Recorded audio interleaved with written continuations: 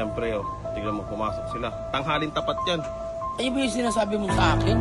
Yung naka-helmet? Yan, oh. Yung medyo chubby ng lalaki yan, oh. Madalas puro aligid sila dalawa sa Yan ang lagi ko nakikita. Yan ang lagi ko nakikita dito. Ay, dyan sa may labasan. Sa labas. Makala ko nga Bombay eh. Kala ko nga may utak ka eh. Hindi ako magutang yan.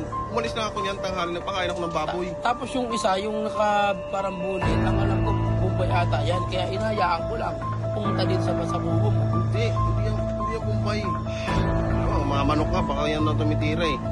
Okay, may kasama ano pa ho, may hawak ako. Ano yung kinuha niya?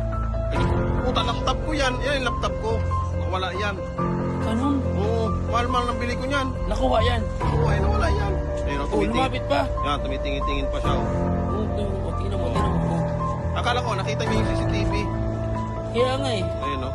Inahanap na naman yung CCTV. Oh. Ayun, ang gagawin nila. Oh.